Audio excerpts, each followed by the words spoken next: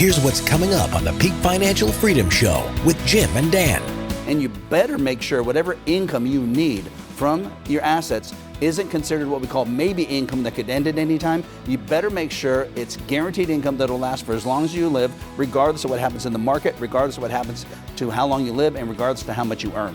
They had a budget of $10,000. That means we're going to be able to generate an extra $4,400 extra per month, which is an extra $53,000 a year in excess cash flow. It blew their mind when we were able to do this for them, Dan, because they didn't think this could ever be achieved. Even if the stock market crashes, goes down 50%, you will continue to get the $91,393 every year for as long as you live. You might not get any more raises, but you stay at the highest level you've ever received, which allows you to stop worrying about running out of money. You're watching the Peak Financial Freedom Show with Jim and Dan, Sacramento's retirement television. Hi, welcome to this week's show. We have 30 minutes of great information designed just for you. Don't go anywhere, get comfortable, because the show starts right now.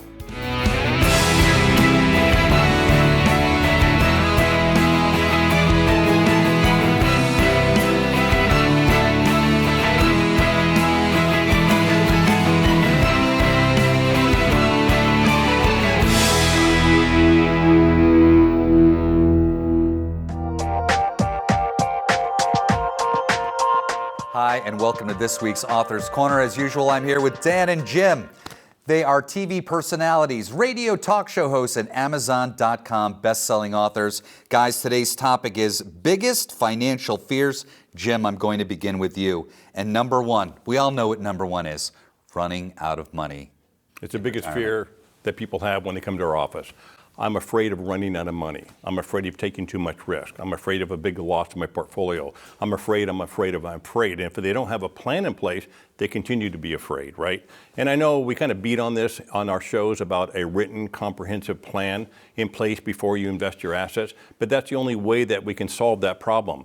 We have to be able to place the assets so that they will not run out of money, and they have to be convinced they won't run out of money. And there are financial instruments where guarantee you will never run out of income, right? So it's developing a plan. We use 3 buckets in our planning process. We have a bucket for liquidity and cash, is safe from the market. We have a money in the market, which is it has risk, but we're using risk mitigation strategies. And then we have guaranteed income that won't run out. Not that you can't take income off your money in the market, you can, but that income can go up or down depending on what happens to the market. But we do have a way of solving not running out of income. Yeah, and I think another big fear of people, Dan, is a catastrophic loss because they know they're not working anymore. This is the nest egg that they have built so well.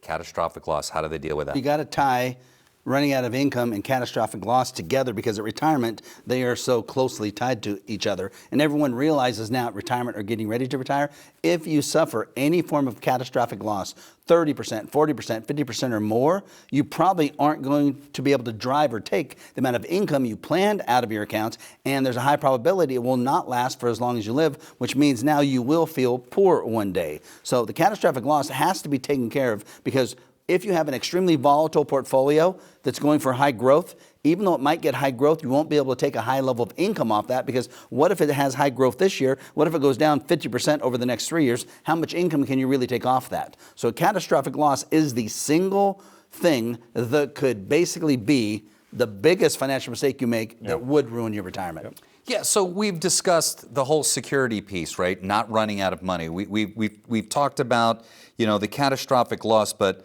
let's talk about, I didn't use my nest egg to create an income plan because I want to know, Jim, how much can I spend every year? Now that I've turned on the faucet, I want to know how much I can spend every year for the next 30 years plus. Well, people have gone to a stage of life where they've been accumulated their assets and they've been told by Wall Street to stay the course, stay the course, stay the course. But when you get close to retirement or in retirement, you have to change the game up. And it's like real estate, right? Location, location, location. Well, in retirement, it's income, it's income, it's income. And you have to understand what strategies you use to get that income to come in so it won't run out for the next 30 years. And that's exactly what we do at our firm. Jim, let me ask a follow-up because I think a lot of people think it's about the number that they have, that they've accumulated. But is it a fair statement to say that you could have one couple that has, I'm just going to make up some numbers right now, that has $5 million saved up. You have another couple that has $3 million. The $3 million could potentially create more income for longer if invested properly. Yes, true. That is true. But again, it gets back to risk at the same time and how much money you're spending in your budget and how much income you really need. So you have to look at all that stuff before you even get to the point of, do you have enough money to retire? You have to say, how much money are you spending now? What is inflation going to do that in the future? Are you going to need long-term care expenses in the future? And then you start to develop a plan so you know how to place those assets in the future. And I think, Mark, what you said there, if someone has their assets invested for growth, and they have $5 million invested for growth, versus us designing a plan that has $3 million invested for asset preservation, income distribution, they're probably going to get a significantly higher income flow from the $3 million portfolio that's invested for asset preservation and income distribution. Could be a multiple of the income. Yeah. Okay, the last one I have here is avoiding big financial mistakes in retirement. Well, there's a couple there that we always talk about. Number one is not having a plan. We think that's the biggest mistake because it's what causes people to worry the most. Because if you get promises from your advisor and they're not in writing, would you rather have that or would you have promises from your advisor that are in writing? It makes complete sense. I'm going with the writing. That's number one. The second is, we already talked about it, you better not suffer a big loss at retirement, because if you have another catastrophic loss like 50%, like you might have had in 2000 or 2008, you're going to make 100% gain back on it, and you probably can't take income during that time period. And you better make sure whatever income you need from your assets isn't considered what we call maybe income that could end at any time. You better make sure it's guaranteed income that will last for as long as you live, regardless of what happens in the market, regardless of what happens to how long you live, and regardless to how much you earn. Dan, Jim, thanks so much. Hey, if you want more information about anything we spoke about here today, let's start a conversation. Pick up the phone, give us a call right now, 916-452-7325, or go to our website. And don't go anywhere. We'll be right back. Hi, I'm Jim Files, CEO Peak Financial, your local resource for retirement and investment planning, acting as fiduciaries for advisory clients. We're offering you a free, worry-free retirement roadmap, including a 15-minute initial call, a face-to-face meeting, a second opinion about your money, a customized retirement income plan, our Amazon best-selling book. You can walk away and keep it all free, no pressure, no obligation, guaranteed. There's no risk and there's no cost. Call now. You're watching the Peak Financial Freedom Show with Jim and Dan, Sacramento's retirement television. On this week's segment of We Fix Your Money, you're going to meet Kirk and Lisa. They're both age 70. Kirk has been managing the money and has been very aggressive, but he has health issues. At this time in their life, they're scared about making financial mistakes, like taking too much risk or running out of money in retirement. Now over to Dan and Jim to tell you how they helped Kirk and Lisa. Thanks, Mark. We're so excited to be here this week to show you our hypothetical case study. And this is Kirk and Lisa. And you might see a lot of yourselves as we're going through this plan because you'll see that it's a married couple and they both have different views and feelings about money, but they also both want to achieve a financially secure retirement. So let's look at what these people are about. They're retired, they're both age 70. And Kirk gets a $75,000 pension, but unfortunately, he made the decision to choose a single life payout because when they retired at 60, it gave them a higher level of income while they both were living, which they agreed. But then when he passes away, which seems so far off in the future, Lisa wouldn't get anything. So at that point, it seemed smart. At this point, it seems extremely scary to both of them because Lisa's worried she's not going to have enough money. Kirk doesn't want to die not leaving her enough money. They get $24,000 of Social Security each. The good thing is they have $2.5 million of assets with $25,000 of income currently being generated. There's no broker. Kirk is what we call DIY, do-it-yourselfer, and he's very aggressive. We see a lot of people like this with one person being very aggressive with the assets. Lisa is exactly polar opposite. She's ultra-conservative, very, very conservative. Kirk has health issues now, and it makes it very scary because what if he's gone now? Lisa has to manage the assets. If it's very aggressive, she's not going to know what to do. They want a written plan. They want to make sure Lisa is protected. Lisa loses $99,000 of income, which is Kirk's Social Security, as well as the single life pension when he passes away. So we got to make up a lot.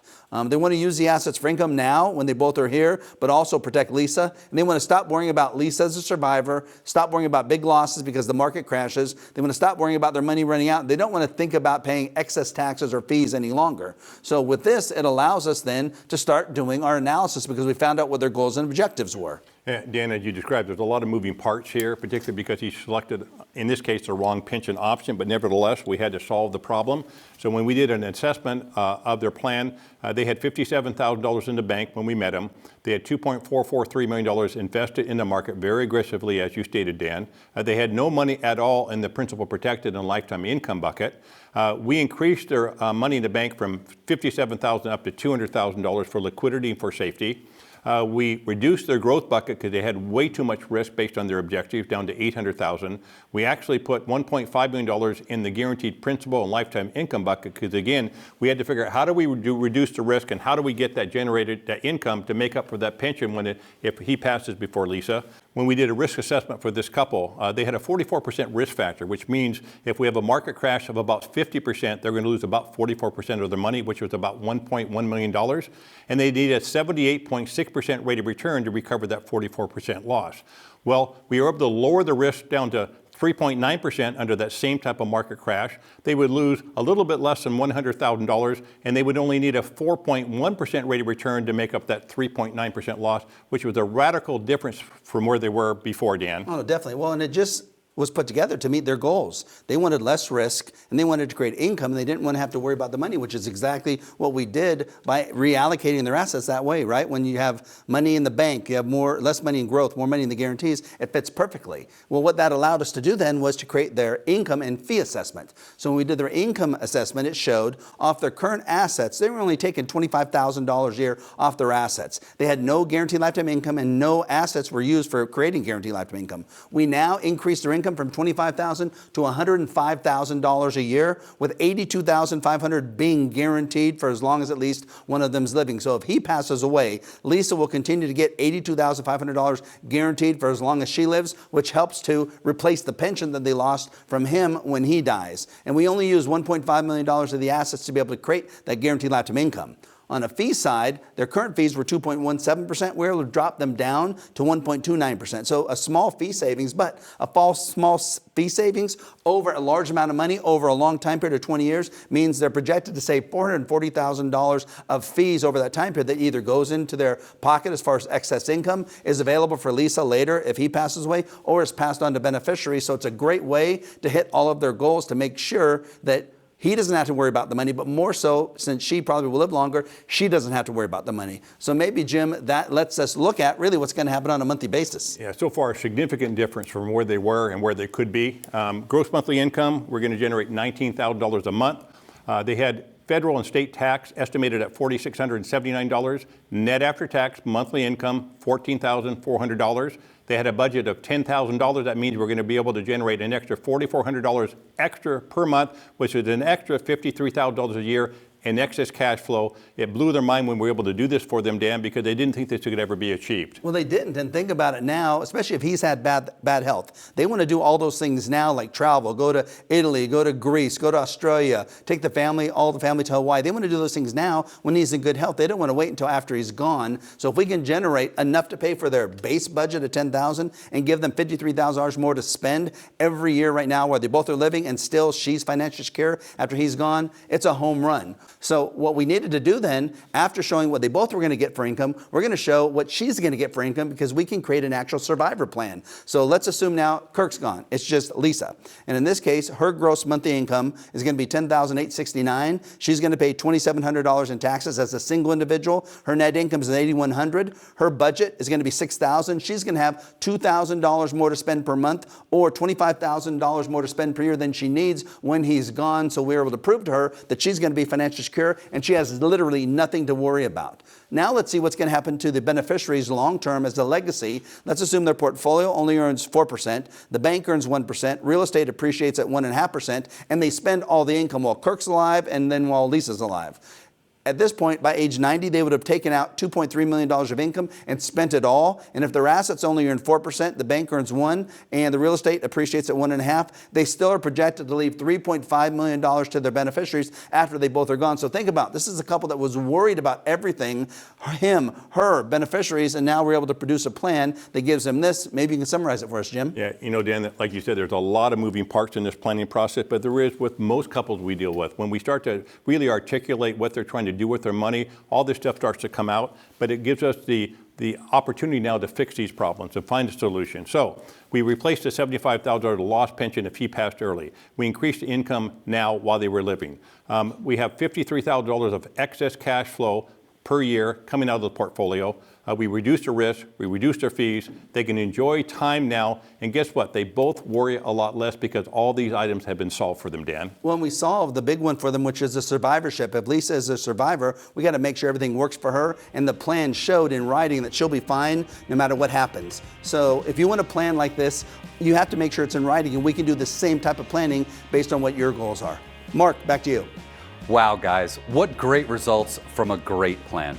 Your situation may not be exactly like Kirk and Lisa's. You may be single or still working, but you could see how planning can help you attain your goals and alleviate some of the worries about money. If this is something you'd like help with, give us a call right now. Pick up the phone 916-452-7325 or visit our website. You're watching the Peak Financial Freedom Show with Jim and Dan, Sacramento's retirement television.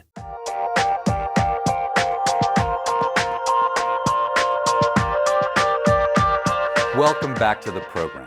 Now let's listen in on the Peak Financial Freedom Hour with Jim and Dan. Jim, great to be here this week for our Peak Financial Freedom radio show. And we give a lot of data. We try to educate people on as much as we can, all the subjects that they might be worrying about right now. So things we've done in the past is we've had questions that people have asked us, and we've answered them on air.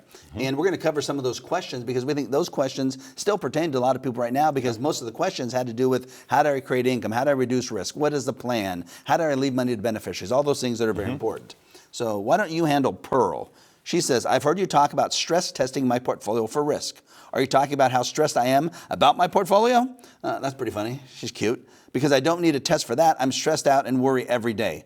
What is a risk stress test for my portfolio, and how does it work? Well, I don't think you can invest your money accurately and appropriately unless you have a risk stress test. We actually use third-party firms to do this on behalf of our clients. We'll actually take Pearl's entire portfolio. We will determine how that portfolio would have performed between 2007 and 2009. We can tell her how much she would have lost, and then we can project how much she's going to lose in the future. And we can get this down to about 95% accuracy. And Pearl, amongst all of our clients, get shocked when they see these numbers, because Pearl may have a 60-40 portfolio, right, which is common out there. Definitely. That type of portfolio has almost a 40% risk factor, which means that the market was down by 50%.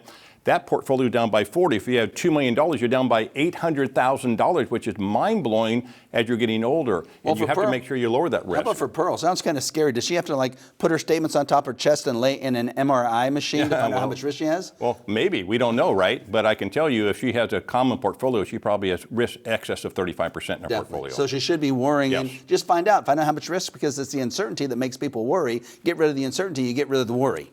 But don't let your advisor say you're going to be okay, because that's not good enough. If they say that, say, okay, prove it. Tell me how much risk I have in writing. Then you're fine. How about Kathy and Duke? Our investments are all over the place. We get many statements, and we really don't understand our money. That sounds like most of the people that come in. We're very conservative and terrified of getting hit with a big 50% loss like what happened to us in 2008. How can we protect our $3.5 million of assets and keep it safe?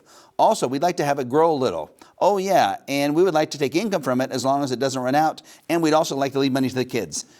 Now, after I wrote it down, it seems like a lot to be asking. Is this too much? Well, every single client that comes in literally wants those same things, right? When they come in, they want to basically understand their money because they think they don't know anything about their money. And very few people know enough, so our job is to educate them and act as their tutor, their mentor, their coach, so they can feel comfortable making decisions. Most people come to us are very conservative. They don't want to lose a lot of money, and a lot of them have lost 50% previously.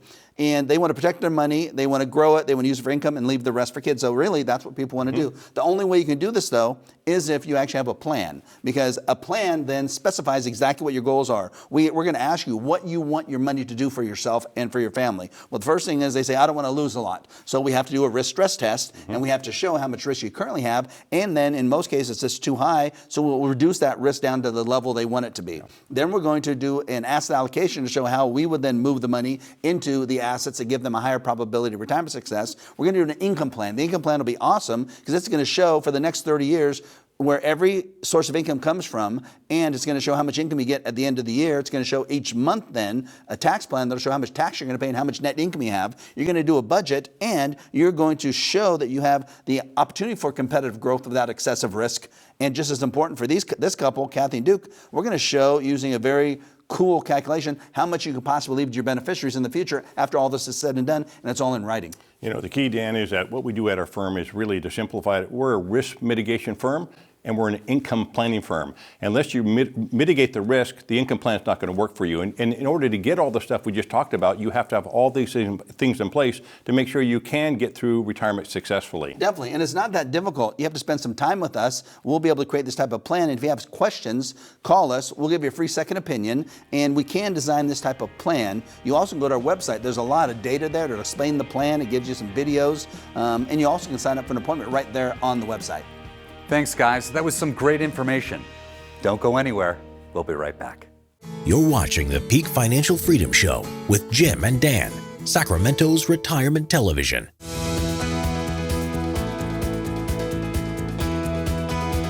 Do you sometimes feel like it's hard to hang on to your money? Almost like there are invisible forces out there trying to take it away from you. Today on Peak University, Dan and Jim are going to be discussing why we feel this way and what can be done about it. You know, Mark, that's a great entree to this graphic we're going to show you here. Everybody that has money is invested at this point in their life, particularly if they're in their 60s or 70s, are wondering, why don't I have as much money as I thought I would have when I started saving money? Because you had thieves that were taking a piece of your money through that last 20 or 30 years. For example, you've had market losses. You had a portfolio value, it went down in value, and it took a long time to recover.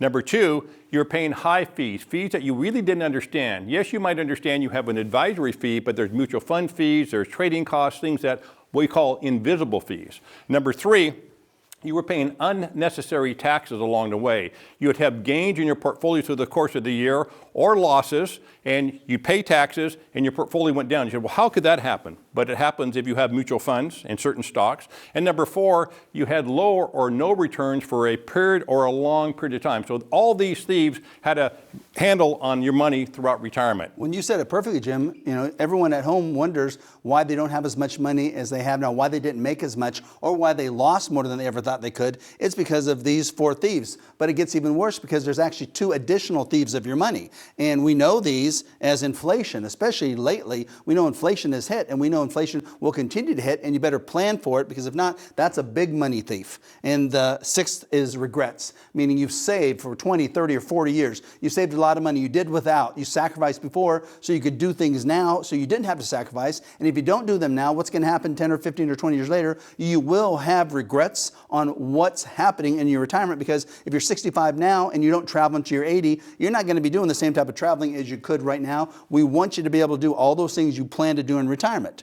So you look at then, Jim, what we call Peak's rules for fighting inflation. And they're pretty simple. Number one, never lose money, meaning never lose income. Make sure the income you're deriving is going to be with you for as long as you live. Because if you're getting a certain amount of income, stock market crashes and you have your money in the stock market, you can't take out as much income, which is going to negatively impact your lifestyle immediately. Number two, never forget rule number one. And number three, have the option for your income to increase over time, and make sure you protect the gains of principal you have in your market gains, as well as the income you're deriving. Make sure that never ever goes down.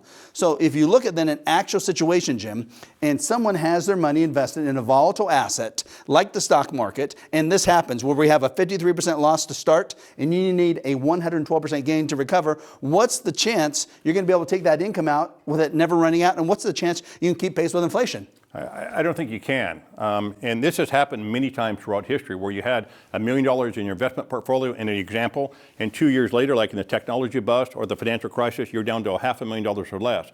If you were taking income out at that same time, you would have been down significantly more. So that taking money just off your assets with market-related money is very difficult, Dan. Definitely. So what if then someone had a fixed index annuity with an income rider that had potential income increases? Maybe explain that if he had $1 million to start and you suffered market losses that we know we probably can't take much income off of that. But what if you had a fixed index annuity that guaranteed your income for life, but also gave you potential income increases that allows us to fight inflation? And when we get those increases, the increases can never go back down even if the stock market crashes. Pretty cool. That's how they work. So maybe explain that exactly. I'm going to take you back to 2007, 8, and 9 when the market crashed by 53%.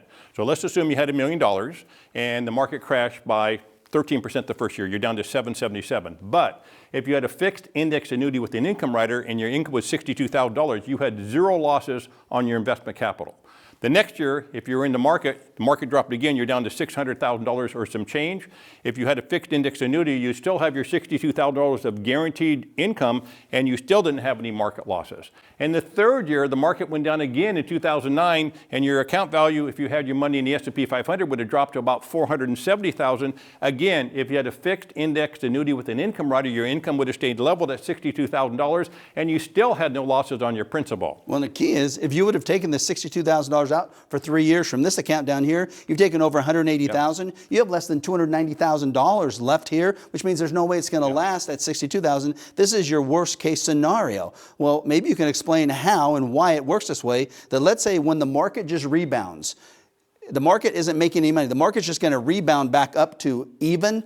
If, let's say, you need an 11.4% gain every year just for the market to rebound, and let's say that's what your index earns inside of this plan, that's what the index earns, but you don't get the full gain. What if you get half of that? What if you get 5.7%? And what if that 5.7% is now credited to your income and you get a raise of 5.7%? So your income now goes up to $65,534, and that is now contractually guaranteed for the rest of your life. It'll never go back down, Jim. That's exactly right. And remember, you're protected on your principal from losing money, you have guaranteed income, and you have the ability to have an increasing income to help offset the impact that inflation is going to have on all of our income for the next 20 or 30 years, Dan. So how would inflation work then? Explain then what's happening here. Well, again, let's say if you're getting half of the index gain in the form of an income increase. That means if it went up 11.4% and you're linked to that index, you're not in it, you're artificially linked to it, your income jumps from $65,000 to over $69,000 that next year.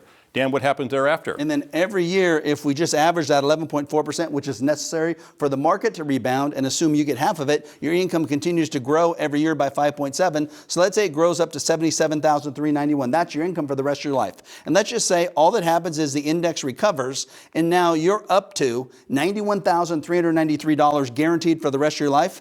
You started at $62,000, you're now at $91,000. Even if the stock market crashes, goes down 50%, you will continue to get the $91,393 every year for as long as you live. You might not get any more raises, but you stay at the highest level you've ever received, which allows you to stop worrying about running out of money. So hopefully that's one way you can feel very comfortable with your income moving forward.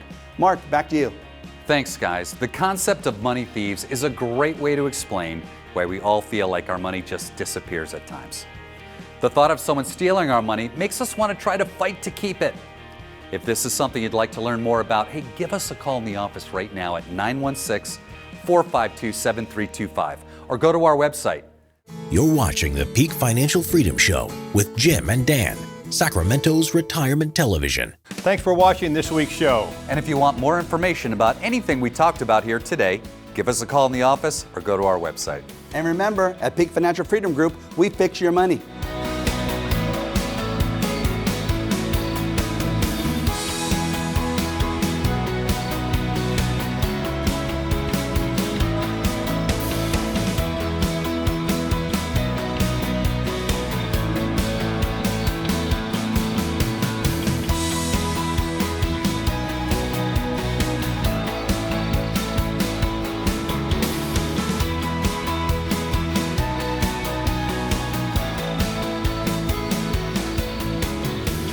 The preceding program is sponsored by Peak Financial Freedom Group.